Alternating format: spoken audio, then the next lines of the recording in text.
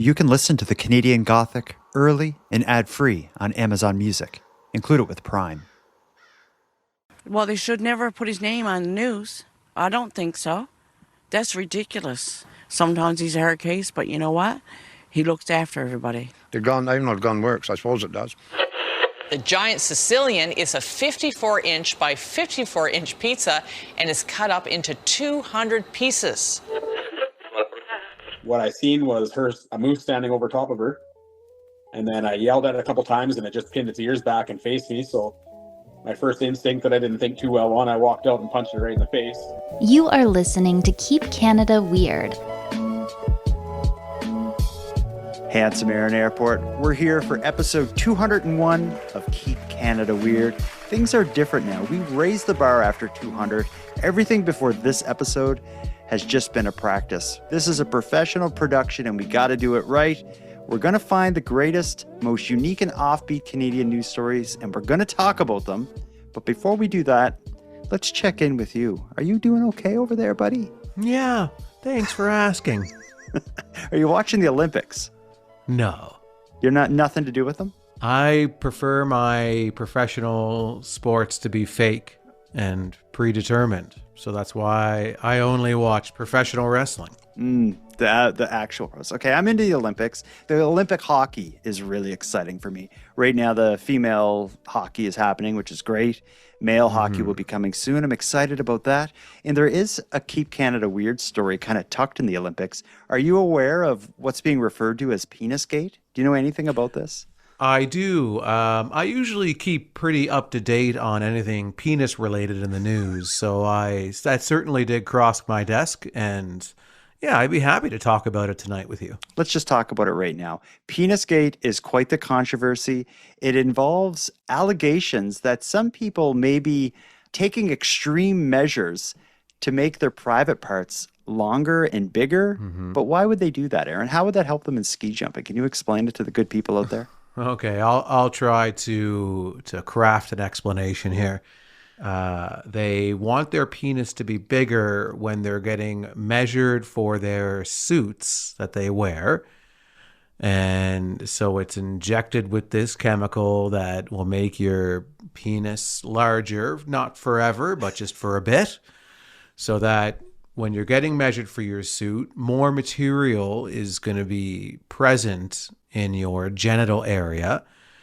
And apparently, the more material that you have on your body, the further you're able to soar in these jumps. Yeah. So Anyway, that's the main thing I wanted to bring up about the Olympics. Other than liking Olympic hockey, I do like that people are cheating by injecting weird stuff into their junk.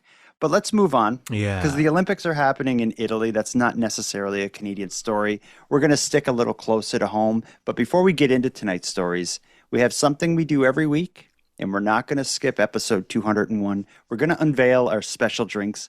And I have an extra special drink, but I don't want to steal the spotlight. Do you want to go first tonight? I'll go first because I'm back to an old faithful tonight. Oh. Yeah, and it's been a while since I've had it on the show, but I'm bringing it back. It's because I've been on the tea wagon lately, as you know, and you've commented on, and that's bothered me, but that's okay. I'm going to let it slide. I have a 0 sugar, 0 caffeine Coca-Cola. What's more exciting than tea? 0 sugar, 0 caffeine Coke. Yeah, that's right. As long as it makes you happy, enjoy it. Take a big swig, Here buddy. we go. And I want to tell you about mine. You don't even need to tell us how it is. We know how it is. Oh, it's so good. I have something special here. I don't know if you've ever heard of Prescott Group. They're a Halifax-based community that supports people with intellectual and developmental disabilities to build friendships, learn skills, and take part in meaningful work and community life. And they do it in a variety of ways. One of the ways they've done it is they partnered with a brewery in Halifax called Two Crows to make these, I don't know what you would call it. I'm just going to read you the title. Belonging, peach tea and pomelo sparkling water. Wow. They sent us a whole bunch of them. So let's see how it is. Oh, I splashed it on my mic. I'm already not liking it. It's actually really good. Oh, wow. It had a bit of an after kick there where that really knocked you over. It was just a little watery at first, but then when it hit me, that aftertaste, it's full and delicious and for a very good cause. They were kind enough. Charlene there was kind enough to send us a few. A couple of them have alcohol in them. I'm not going to sample those. I'll save them for next time you're in Halifax. Yeah, and then I'll get them off you. I'll bring them home with me, and I will be able to enjoy one as my special drink for that recording. It's going to be an elaborate scheme, but I think it's going to work. We got a lot of stories to get into tonight, but let's not move away from special drinks just yet. On episode 200, we explained that we're going to turn over a new leaf and invite correspondents of Keep Canada Weird from the world over to share with us their special drinks and take part in this, I guess we can call it a ritual now. To mark our 201st episode, let's hear from Wendy. Let's welcome Wendy from the United States, who wants to have a special drink with us. Hi, Jordan and Aaron. This is Wendy. I'm one of your U.S. correspondents. I live in North Carolina, and I found myself a raspberry Cove soda for my special drink. So I'm going to open it now. Delicious. I will definitely be getting some more of those. I like that. And that's an American getting Cove soda, which is brewed in Halifax. So much like how this podcast is brewed in Halifax and sent the world over, so is Cove soda. And we've made it. Yeah. Well, and still unanswered messages to Cove Soda. They have not responded to any of our hollerings that we've been doing towards them. And it's not just us anymore. And even some listeners, some listeners have sent messages to Cove Soda and still unanswered. So this is becoming extremely personal.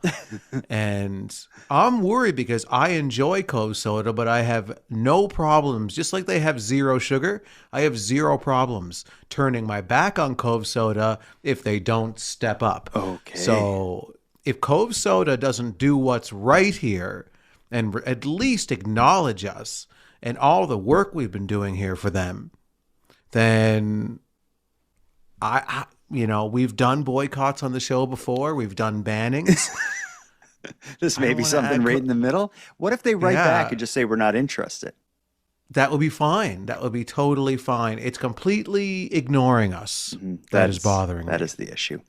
Let's move on from special drinks because that's a bit of a sore spot for you given the current climate we're in with Cove Soda. We have a story that we've been following for seems like an eternity now. One of the more bizarre stories we've ever dug into, but the twists and turns in this, oh man, I can't look away, and it hasn't stopped. Of course, I'm talking about the Taco Bell that has laid siege to Mount Pearl, Newfoundland. You want to hear the latest? Oh God, I need the latest. This. I mean, I joked about it when we first broke this story in 2026. I called it the story of the year as a joke because it was the first story we were talking about, I think. Yeah, you're right. But now it is shaping up to be the actual story of the year. So that's what I love the most about this. It's really ramping up, and it's getting big. Let me tell you about the Taco Bell files. Over the past several episodes, we've been covering the complicated Mount Pearl, Newfoundland Taco Bell situation. As anyone who listens to Keep Canada Weird will know, the Taco Bell location at the heart of this story opened in late December. And with it came a steady stream of Newfoundlanders hell-bent on sampling some mediocre tacos. The drive-through lineup turned the busy streets into parking lots, and despite the passage of over a month, the demand continues to exceed the patience of nearby residents. Previously, we heard from one such resident, a Mr. Rod Thompson, who was taking the city to court, and they had a hearing scheduled for February 3rd, which ironically fell on a Tuesday. But for reasons we're now only learning, the Taco Tuesday courtroom showdown didn't occur.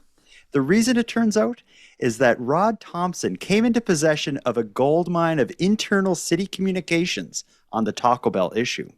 The 700-plus page Taco Bell files landed in his hands just days before the Taco Tuesday hearing, prompting him to request an adjournment so that the documents could be fully reviewed and entered into evidence.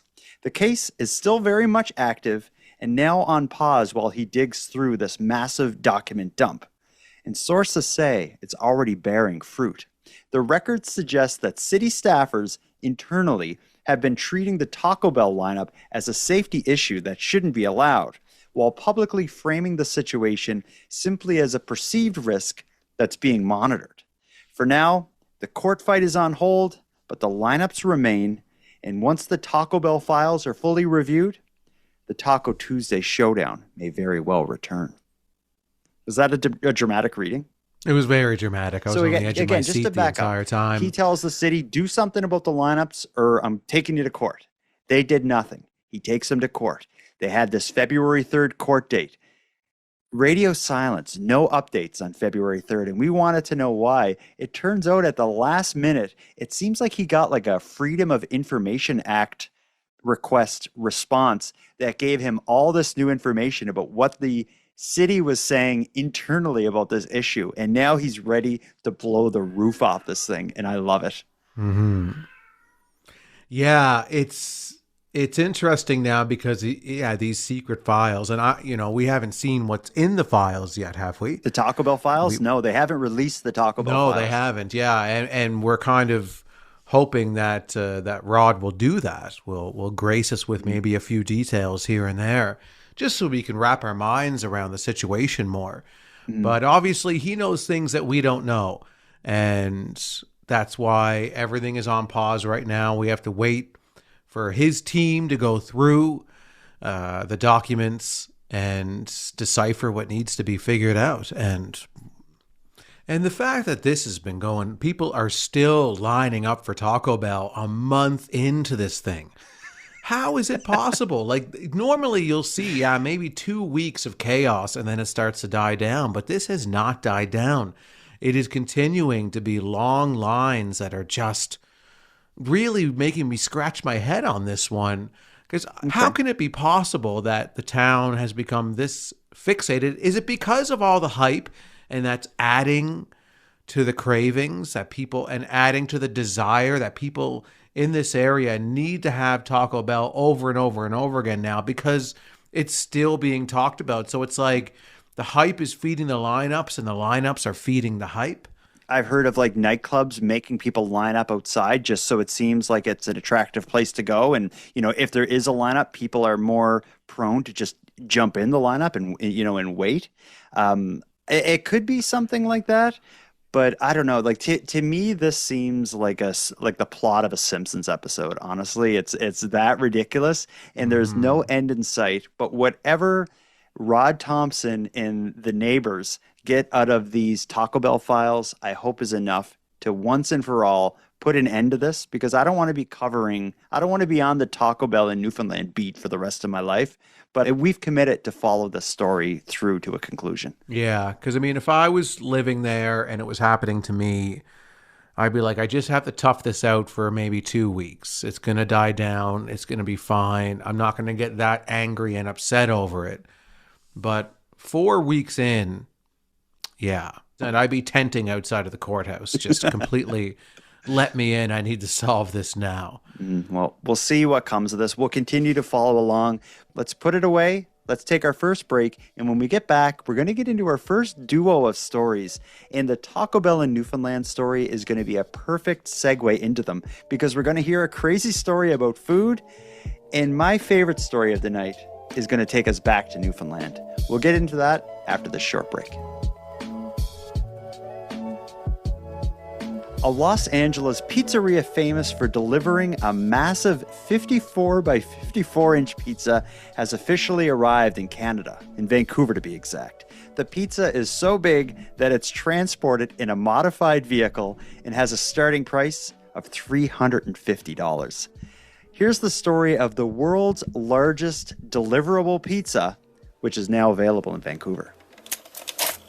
The home of the world's largest deliverable pizza has made its way to Vancouver. Big Mama and Papa's Pizzeria was started in LA back in 1997 and recently opened its doors on Arbutus near West 10th. The businesses are known for their specialty pizza that's built to feed a small crowd. The giant Sicilian is a 54-inch by 54-inch pizza and is cut up into 200 pieces. It's a big process with this pizza. Basically, we start with the 30 pound of the dough, and then we need about 15 pounds of cheese and 5 pounds of sauce.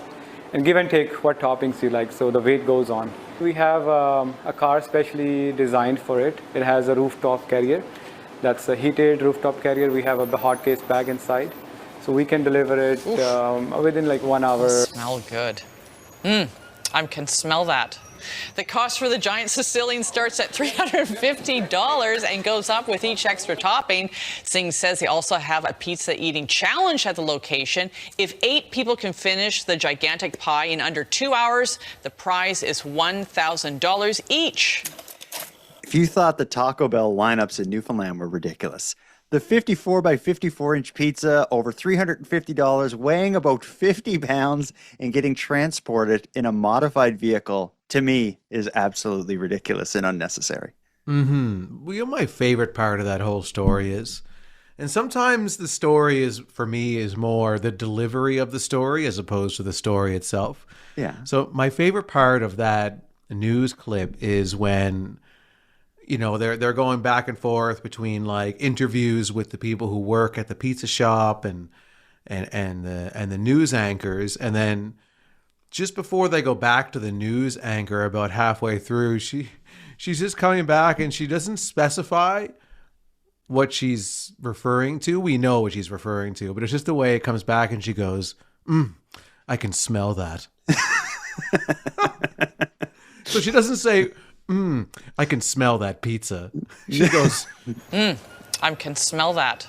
The cost for the giant Sicilian starts Yeah, I like to think that it was like a hot mic moment. She didn't realize she was back live. yeah, like somebody farted, like the anchor next to her farted, and then she didn't realize they were live. She's like, oh, I can smell that. Anyway, the 54 by 54 inch pizza can be delivered within 1 hour.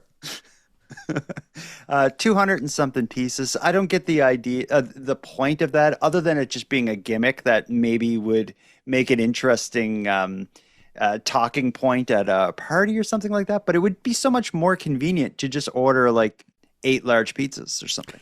Yeah, but it's the fun of it. It's the marketing aspect of it. The novelty. Yeah, obviously it's a great way to promote your business.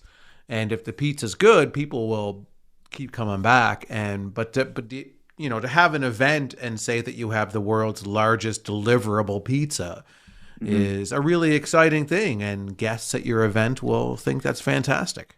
It's going to be hard to even find somewhere to put it. Like the cardboard box this thing is in is over 54 inches by 54 inches. A lot of people wouldn't even have a table that would fit on. Like that would be wider than the average dining table. I could see it more being for special events, like at a business, like a convention or a wedding. It would be really great at a wedding. Have you ever been to a wedding that served pizza? Yeah, I have actually. At the end of the night, long after everybody has had supper, this is like, 11 o'clock at night, and all of a sudden I remember being at this wedding, and it was a very lovely wedding. It wasn't just like in a crappy hall somewhere or something. Like this was a fancy wedding and all the bells and whistles. And then all of a sudden I was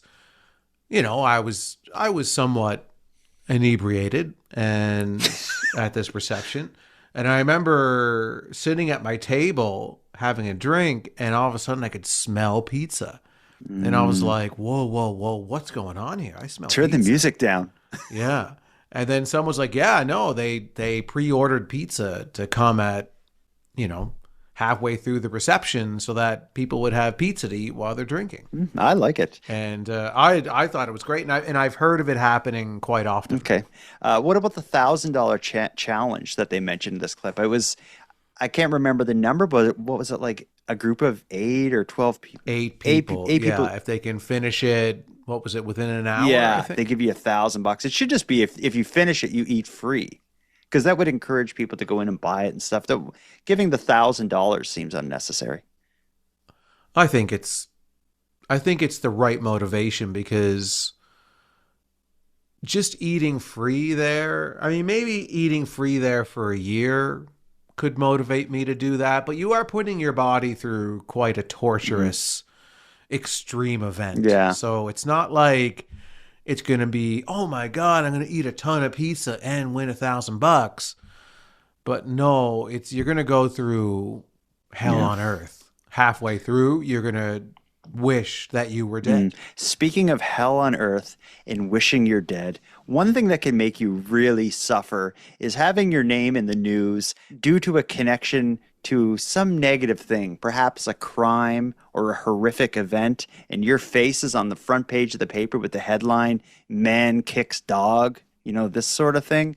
If something like that happened to you, you'd probably want to get in front of it and clear your name.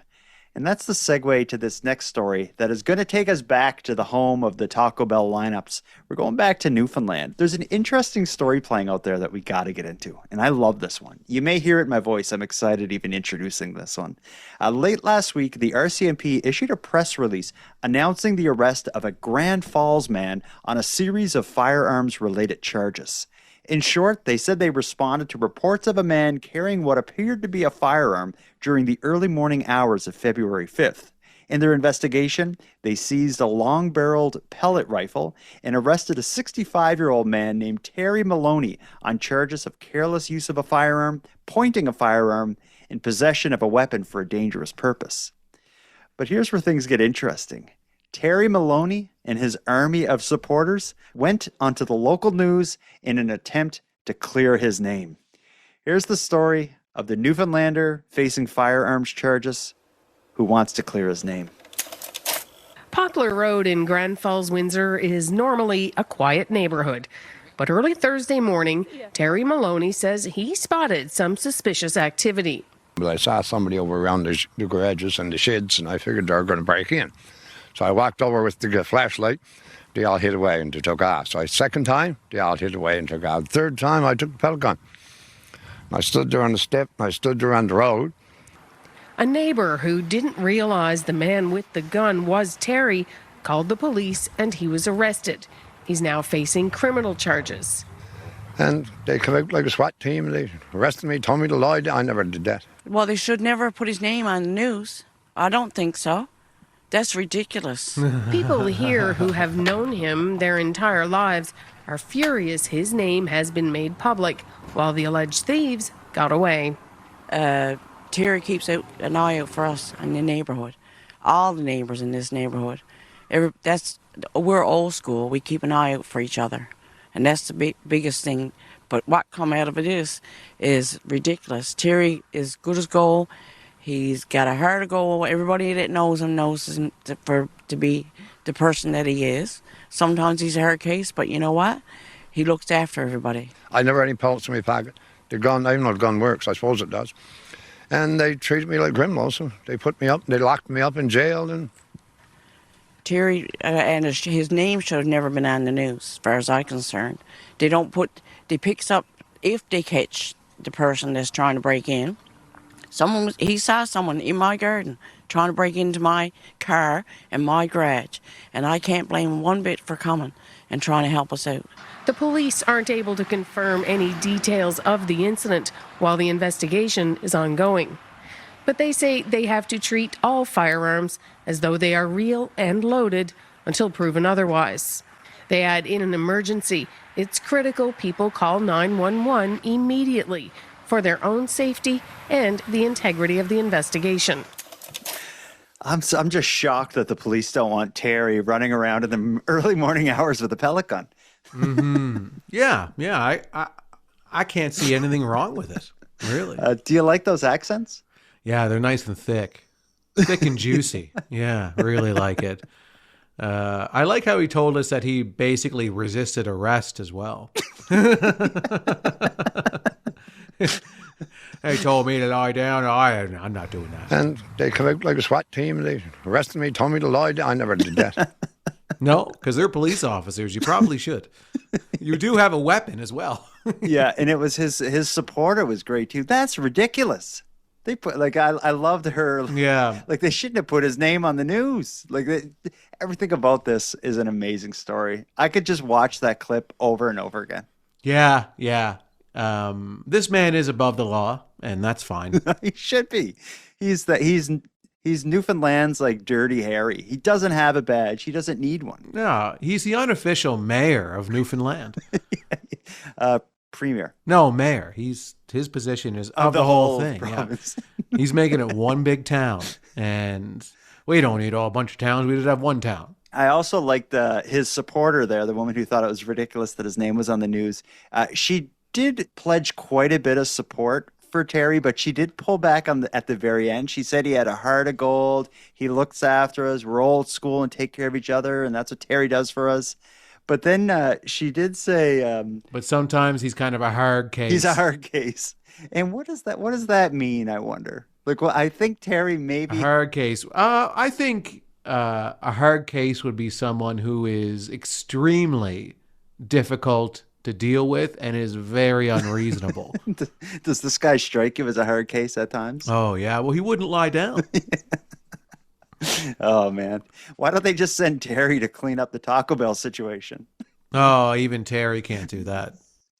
No, imagine his house was on that. There's not a pellet gun big enough to handle the Taco Bell Newfoundland problem.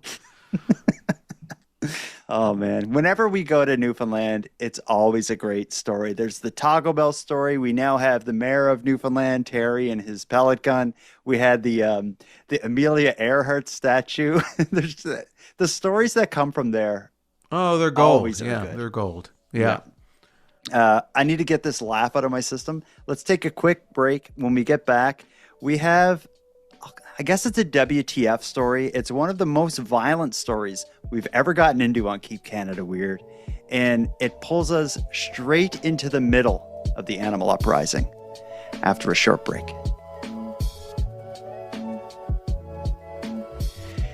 Handsome Aaron Airport, things are about to get nuts.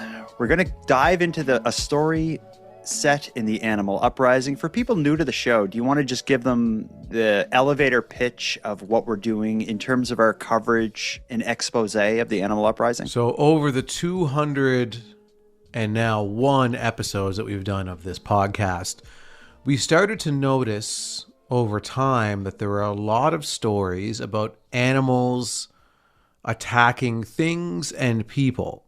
And we started to notice that the frequency of these events to be increasing over time, and to a point where it had to be labeled and studied. So we called it the animal uprising, where the animals are retaking the earth entirely for their own, with intentions of either eliminating or enslaving or both the human race. Exactly. Well said. It's something we've been working hard on, and the next story is going to, I think, show a lot of people how real it is, how desperate it can be, and how violent it can get. A Saskatchewan family came face to face with a starving and aggressive moose outside of their home. What happened next was a desperate and violent fight to get out of it alive. This story of a man who fought a moose is not for the squeamish, so listener warning ahead of this. Here's the story of a man who literally got in a life and death fight with a moose. Sean Tufnell says he was forced into a deadly confrontation with a moose in order to save his mother. It was a cold morning in Beanfate, just east of Estevan. With wind chill, it felt below -40. Angie Tufnell went to start her car and startled a moose huddled against the house under the warmth of a dryer vent. What I seen was a moose standing over top of her. And then I yelled at it a couple times and it just pinned its ears back and faced me. So my first instinct that I didn't think too well on, I walked out and punched it right in the face. The moose turned on Sean, who then swatted it with a shovel 3 times. But that didn't stop the moose. Sean fell back into the house and the moose followed him in halfway in the door. That's when Sean wrestled it into a headlock. So I started yelling for my mom's boyfriend, who was sleeping at the time, yelling at him to wake up and get the gun and everything. And when he come down the stairs, just a couple steps into the porch, he looked over and the moose was right in the doorway. And I had my arm over its head by the ear and it was trying to bite me, but I had its jawbone against my stomach. So it couldn't really bite me and it couldn't really hit me with its feet because I was so close. Sean started firing at the moose. It backed off his mother, but wasn't done. So I had first shot in the eye, and then he backed up a little bit, and he was kind of not doing much. And then I had to go outside, and then I shot him in the other eye a few more times. And Sean figures he shot the moose 15 times. The Canadian Wildlife Cooperative did a post-mortem exam and found the moose was starving and in rough shape. A University of Saskatchewan researcher says moose encounters can be extremely dangerous, and people should do everything they can to avoid them. But that's getting harder every year. every part of the southern half of Saskatchewan is now moose habitat. That certainly wasn't the case 50 years ago. As for the Tufnells, Angie is recovering from a deep leg wound where the moose stepped on her calf. Sean escaped with a cracked rib, a large goose egg on his head, and no regrets over how he saved his mom. In listening to that story again, I think my opinion on it has maybe changed since I began preparation for this episode, because I don't think they got across really what the moose did to deserve the first punch in the face that this guy threw. Well, didn't he already have the moose already had his mother pinned down at that point? Well, that makes more sense. So he went out when his mom was already entangled with the moose, because it seems like what happened is the mom, oh yes, it's making more sense now. The mom was outside getting in the car or something. Something like that. Yeah, the moose was actually up against the house near the dryer vent, probably because of the warm air coming out. And the moose got startled as she was getting in the car, and then the moose went towards her.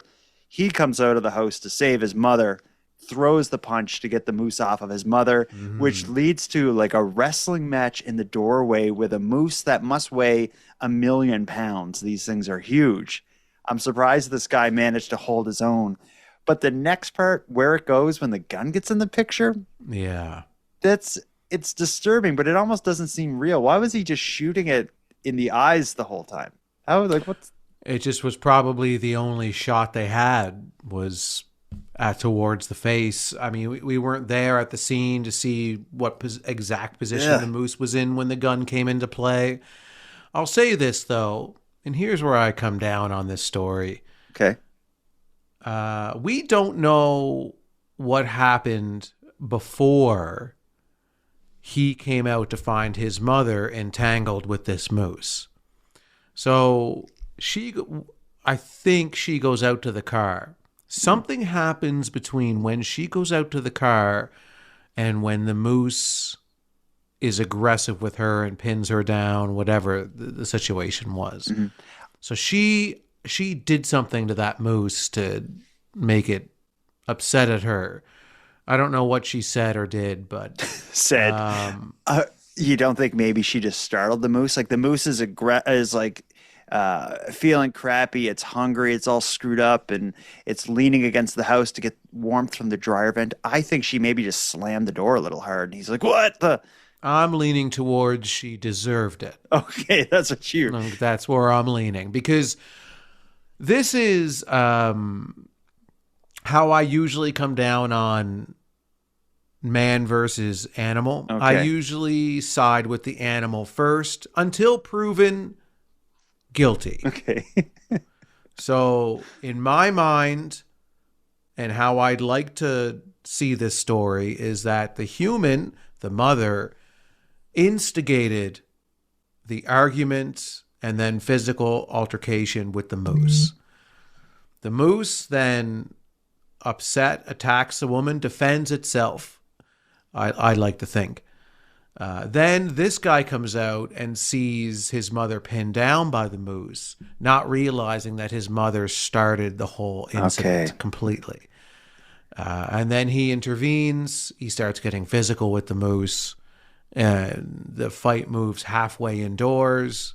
The gun comes into play. Jeez. And I find this to be a sad story. This moose was starving. It was cold. It was just really going through it. And then to have this be the way that it went out, it's just too bad that this moose couldn't find a situation where it had food, it had some shelter, some warmth, that it could be safe and okay, and maybe this whole thing would never have happened this way. But I feel bad for the moose. I really do. I feel sorry that it had to go through this situation. Ultimately, I understand why the humans did what they did. They had no choice. The moose was being aggressive, but animals are animals, and animals can be aggressive. So Yeah, Saskatchewan's a big province, though, and you would think they'd be able to live if in any province in Canada, moose and men are able to live in harmony. You would think it'd be somewhere like Saskatchewan, but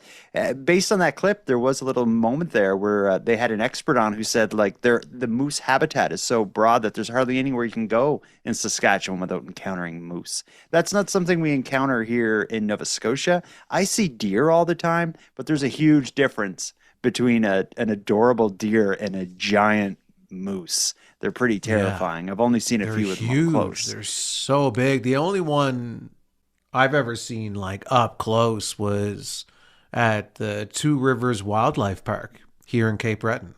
Could you imagine throwing a punch at one?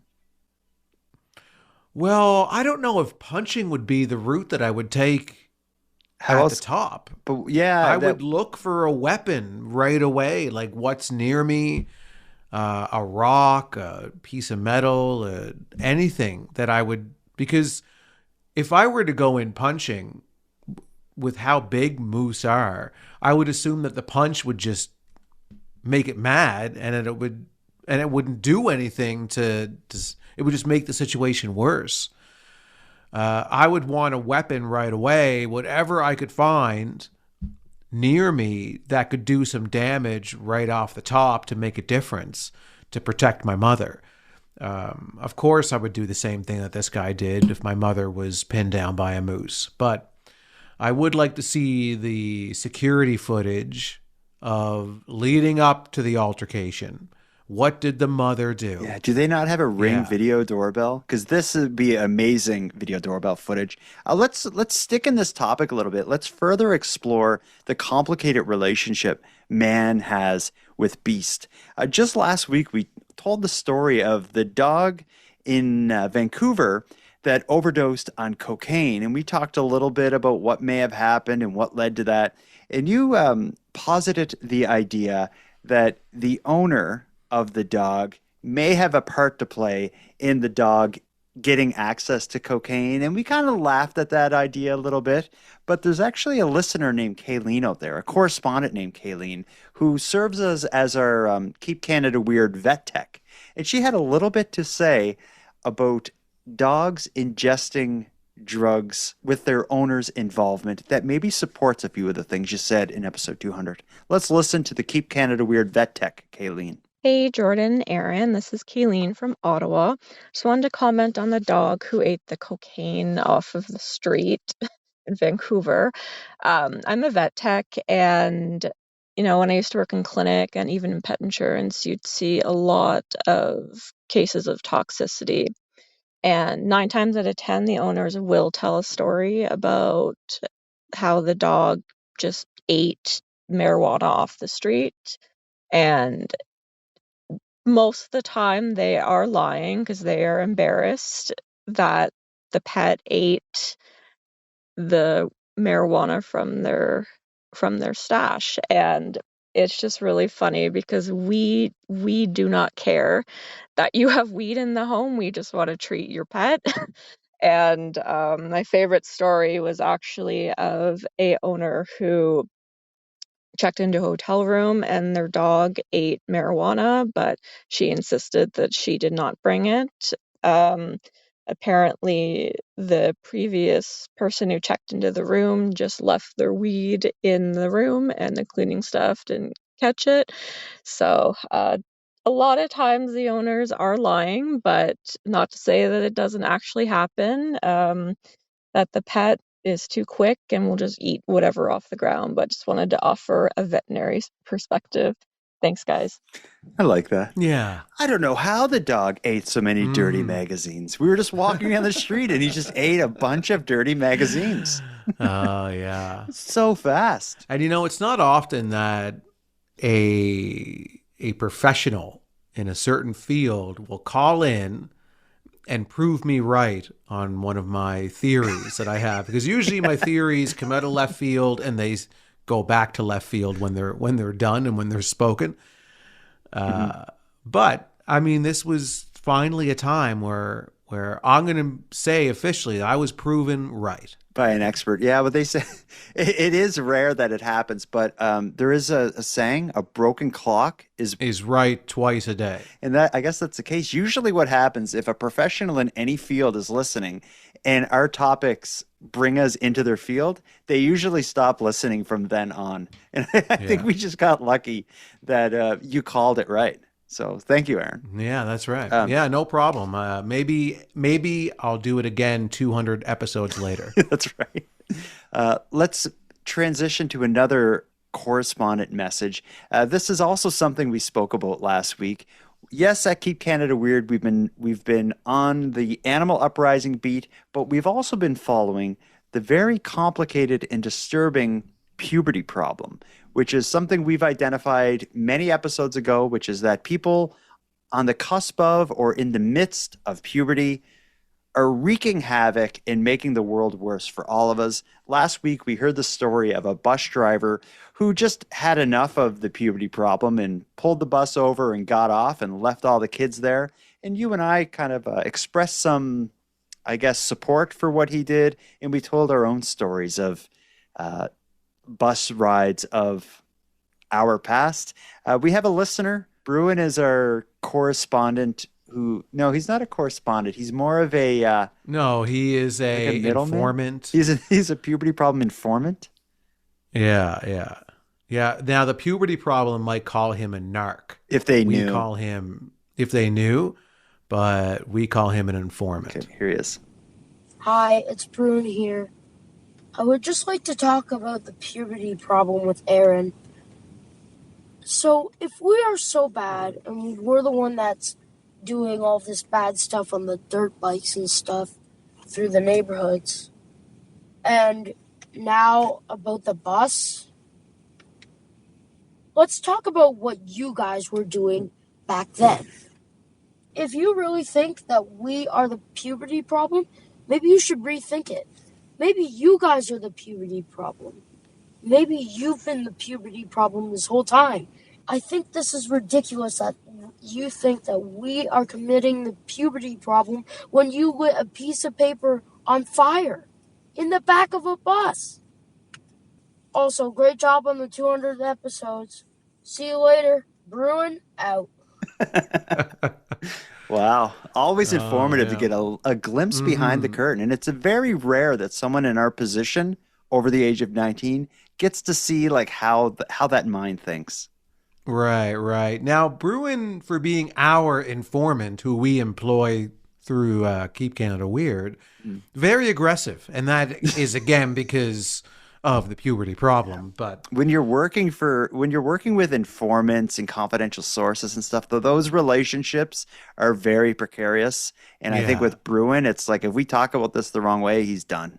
That's right. So we do have to walk a very fine line with Bruin to make sure that he stays on, because he's our only informant into the puberty problem. But the answer to some of Bruin's questions here was maybe we are the puberty problems. Like we were the puberty problem, but then we were cured with age. In time, that's right. Time. So now we no longer are infected with the puberty problem. So then once you're not infected by the puberty problem, you then have to deal with the puberty problem. And in order to do that, we must understand it first. And when you have the puberty problem, when you're infected, your mind is too clouded to be able to understand what is going on with yourself and the others around you who are also infected. It's very much like 28 days later, and then 28 weeks, 28 months later, and Bone Temple that just came out. Okay. The infected, they're not called zombies in the 28 days later franchise. They're infected because they're infected with the rage virus. And when you are infected, you can't think clearly. There's no rational thoughts going on. It's just rage and anger and violence. So that's kind of like what the puberty problem is. Except instead of like rage and violence, it's more like disobedience and noise and like messy, smelly kind of behavior. Yeah, it's mostly stink. Yeah. But I would like to also rebut something that Bruin said and accuse me directly of, as if I was the one that lit the fire on the back of the bus in the story that I was telling about my bus story last week. So it was not me personally that lit the piece of paper on fire that got us driven to the police station. It was one of my infected cohorts that did it. I didn't. I was. Did you up to support other it though things. and encourage it? Maybe. I giggled and I said, "Oh, that's up a notch." We got to start wrapping this up. Only two other things I want to bring up. This episode is going to be released to the masses on Friday the 13th. I just want to mention that. I always find it special because my favorite movie series growing up, of course, was Friday the 13th. I actually have a Jason mug straight in front of me. I have a Friday the 13th hat, but I'm not wearing it. And I have a Jason action figure over my left shoulder. So that's like an important day to me. So I just want to recognize that for everyone out there who celebrates. My best to all the camp counselors. And the day after this episode comes out will be Valentine's Day, February the 14th. Is there anything we should say about Valentine's other than men out there, don't blow it, get some flowers and do something nice. Don't, screw it up. But also, don't tell them what to do, Jordan. I'm just reminding them. They may forget. That sounded more like you were barking an order at them, like, get some flowers, get on with it. You prick. That's your favorite. That's your favorite swear. It's the only swear you'll do on the show. I like prick, but I'll tell you, I also like pullers. And that's like a Cape Breton thing, I think, to call someone a puller. Do you like that? I've never heard the term puller. Really? Before. Maybe it's a Sydney thing because we're from different parts of Cape Breton, but we would often my address call people. Now. See, I went to school in Glace Bay, but my technical address was Sydney. And you didn't call people pullers? No, I'd never heard of it before. No one's ever called me a puller. What is a puller? I think it's like kind of a riff on like they're like masturbators. Like you're just like this guy's such a puller. Oh, but we'll stick with prick. I like prick is a good way to do it.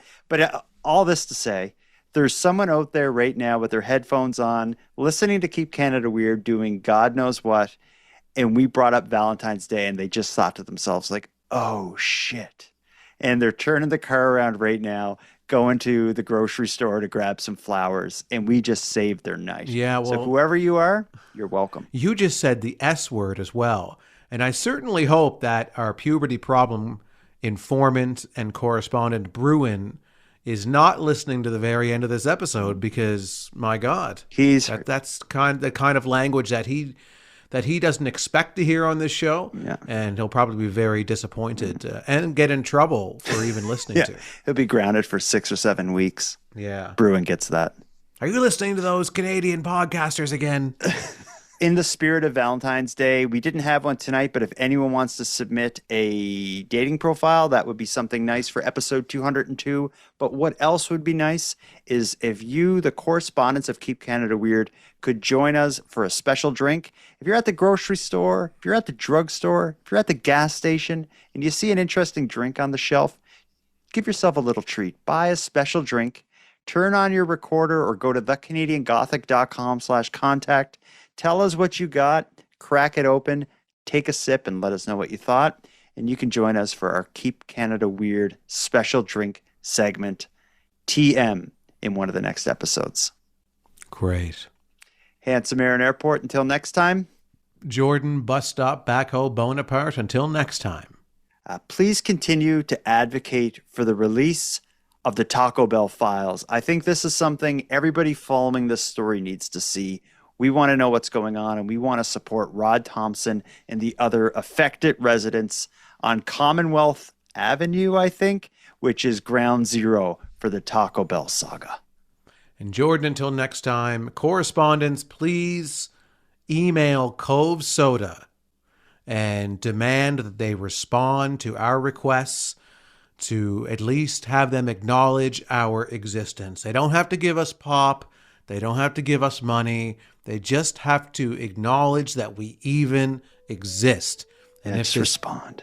And if this doesn't happen within the next few weeks, I'm bringing back banning, and I'm banning Cove Soda.